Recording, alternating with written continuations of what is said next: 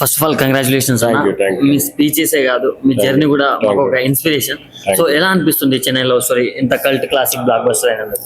చాలా హ్యాపీగా ఉందండి. మేము ముందే ఊహించాం, ఆ అంచనాలు రీచ్ అయినప్పుడు ఇంకా సాటిస్ఫాక్షన్ గా ఉంది.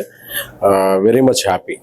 అంటే ఇంతకు ముందు బేబీ వచ్చింది బ్లాక్ బస్టర్, ఇప్పుడు ఇది బ్లాక్ బస్టర్. బట్ మీరు మీ నుంచి ఒక సినిమా వస్తుందంటే అది పక్కా బ్లాక్ బస్టర్ హిట్ అని అందరికి అర్థమైపోతుంది. కానీ ఎందుకు ఇంత టైం తీసుకుంటారు?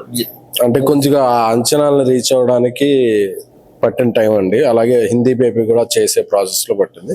బట్ ఇక్కడ నుంచి ఇయర్ కి 2 ఫిల్మ్స్ చేస్తాను తప్ప. సో ఇప్పుడు మనం చూసుకుంటే బేబీకి దీనికి 2 లవ్ స్టోరీసే. బట్ ఆ లవ్ స్టోరీలో అమ్మాయిని ఒకలా చూపించారు అండ్ చెన్నై లవ్ స్టోరీలో ఈ లవ్ ని వేరేలా చూపించారు. సో ఏంటి రీజన్ ఏంటి? అంటే అన్ని ప్రేమ కథలు ఒకేలా ఉంటాయి, చరిత్రకు కూడా వెగటే అని మా సినిమాలో డైలాగ్ ఉంది. సో అన్ని స్టోరీస్ ఒకలా ఉంటే ఆడియన్స్ కూడా నచ్చదు, అందుకే దాన్ని అలా చూపించాం, ఈ స్టోరీని ఇలా చూపిస్తాం. అంటే ప్రతి హీరోని అభిమానిస్తా అన్నారు. మీ ఫేవరెట్ హీరో లైక్ మీరు అభిమానించే దేవుడు చిరంజీవి గారు అని అందరికీ తెలుసు.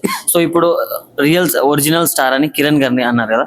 సో ఆయనతో జర్నీ ఎలా అనిపించింది? చాలా బాగా అనిపించింది. నాకు హీరోలా కాకుండా ఒక బ్రదర్ లాగా సినిమాలో ఇన్వాల్వ్ అయిపోయాడు. తను వెరీ మచ్ ప్రొడ్యూసర్స్ హీరో. తన ఒక ప్రొడ్యూసర్ లా ఉండి మాతో సపోర్ట్ గా ఎంటైర్ జర్నీలో తన కాంట్రిబ్యూషన్ చాలా చాలా ఉంది.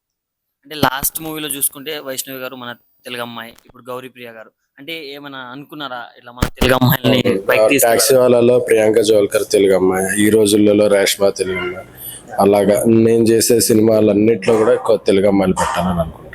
మరి ఇంత మంచి రెస్పాన్స్ వస్తున్నప్పుడు చెన్నై లవ్ స్టోరీని ఎప్పుడైనా పాన్ ఇండియా తీయాలనుకున్నారా, లేకుంటే ఇప్పుడు నెక్స్ట్ డబ్ చేసే ఆలోచనలు ఏమైనా ఉన్నాయా?